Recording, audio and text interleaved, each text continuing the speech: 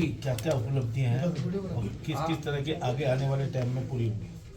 आज के दिन हम लोगों ने एक साल पहले समझा और ऋषिकेश नगर निगम में हम सब ने सबसे पहले जो काम किया था नगर निगम के जो पुराना निगम था वहाँ से हमने शुरुआत किया था। उस समय 4 धाम यात्रा का सीजन था, तो मुझे लगता है पूरे ऋषिकेश के रोडों को नवीनीकरण हम लोगों ने किया था। डामर रोड था हॉट मिक्स का, वो पूरे रोड को बनाया, वहाँ से शुरुआत किया और बहुत सारे पार्क है ऋषिकेश के अंदर जो हम लोगों ने तैयार किया।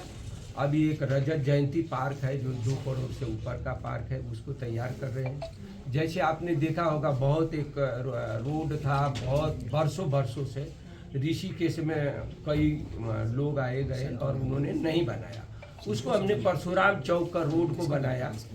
वो 2-2.5 फुट भरा और 2-2.5 फुट कहीं पे खोदा।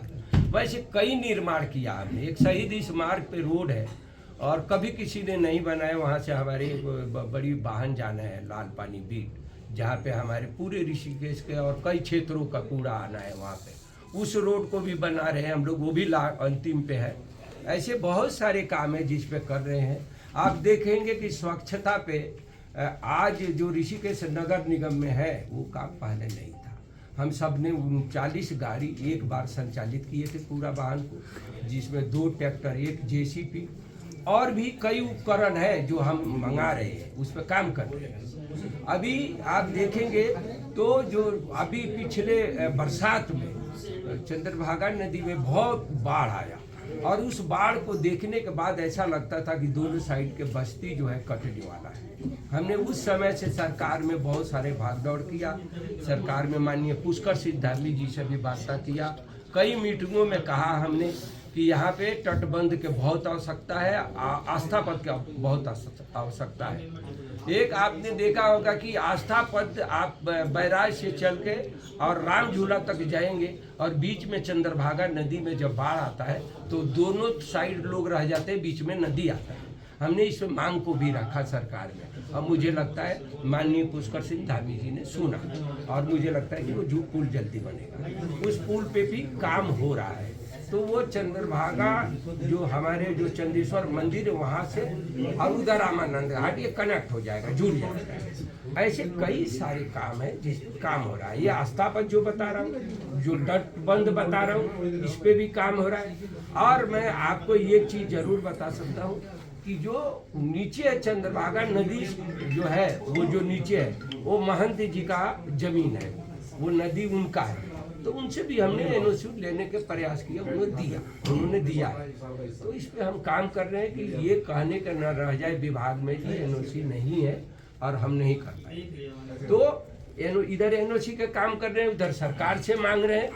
और आपने देखा होगा जो हमारे निगम है जो 1100 और 1200 भी गाड़ी बोल सकते हैं, जो मल्टी स्टोरी पार्किंग बना रहे हैं, ये भी बहुत जल्दी आपके बीच में 1 साल में मुझे लगता है कि हम सब अपने घर वापसी भी करेंगे। 1 साल और या बहुत अधिक हो गया तो 1.5 साल, तो हम वापसी भी करेंगे।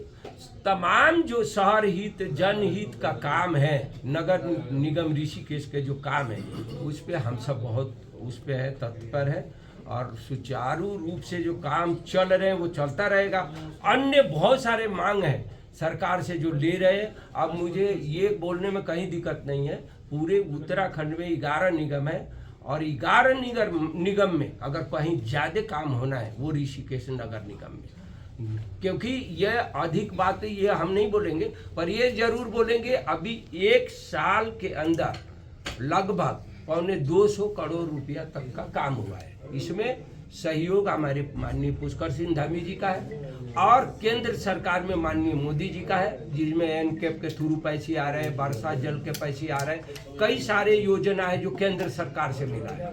कुछ योजना हमारे से पहले डॉक्टर प्रेमचंद अग्रवाल जी ने भी दिया, तो कई चीज है जो हमारे साथ सब चीज शामिल है और मुझे लगता है कुंभ का भी हिस्सा इस बार हमें मिलेगा, क्योंकि पहले के पैरवी पे नहीं बोल सकते, फिलहाल हम पैरवी कर रहे हैं। मुझे लगता है कि कुंभ में भी मिलेगा, वो कुंभ के बजट में पुल मिले मुझे या ये तटबंध मिले या किसी भी फंड में मिले, ये मिल ले रहा है जल्दी। तो इस टाइप के बहुत सारे काम हैं। सर यात्रा सीजन में जैसे जो बाजार में जाम लगता, उसके लिए कोई वैकल्पिक व्यवस्था? देखिए, आपको एक चीज बता दें, यात्रा के जाम लगने के समस्या क्या है, हम आपको ये बता देते हैं। हमारे यहाँ जितने हैं तो वो चौराहा नहीं है, वो सारे हो गए हैं बेंट, क्योंकि गाड़ी जहाँ बेंट पे एक बार ब्रेक मारता है तो वो घुमाता है। और उस चौराहों को हम कर रहे हैं, बड़ा कर रहे हैं और उसको बेंड कर रहे हैं। वो एकदम टी बन गया। वो टी पे क्या हुआ, सीधा जाता है, फिर रोकता है, फिर घुमाता है, बैक करता है, इतने देर में जाम लगता है। तो ये हम त्रिवेणी घाट, चौराहा और देहरादून तिराहा और चंद्रभागा पुल के तिराहा और कोयल ग्रांड का तिराहा, ये सबको बड़ा करने के हम लोग प्रयास कर रहे हैं और इस पर जल्दी काम कर रहे हैं। शहर की सड़कें तो चकाचक हो गई, लेकिन वार्डों की जो सड़कें उनका खस्ता हाल है, कब तक उसमें बनेगा या क्या है उसका?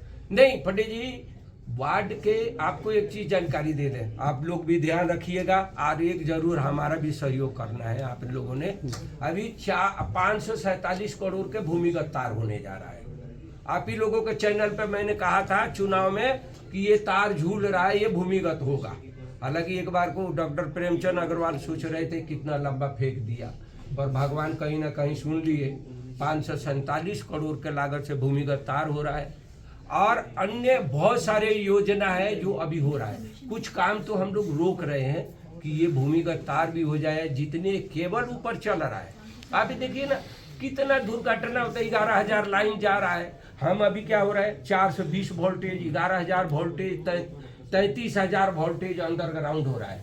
तो ये जो लोग बच्चे पतंग उड़ाते समय एक्सीडेंट होता था, तार से टच होते थे, ये दुर्घटना बचेगा। इस सब पे काम हो रहा है। चंद्रभागा नदी में खनन की बात आई थी पहले सामने, क्या उसके खनन के लिए आपने कोई प्रपोजल दिया?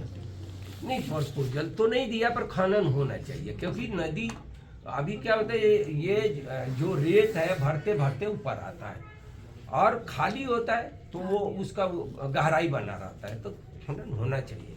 और खनन में सच्चाई ये है कि नगर निगम के लेवल का तो बात है नहीं, ये तो देखिए ऊपर लेवल के बात है। जिस तरीके से पानी इस बार बस्तियों में घुसने लगा था, आप तटबंध बना रहे, इससे अच्छा तो खनन करवा ले। खनन से कम कुछ इनकम तो होगी सरकार की। नहीं, खनन अलग प्रक्रिया, गाढ़ा करना है, और तटबंध जो है वो उसको सेव करना है हमको।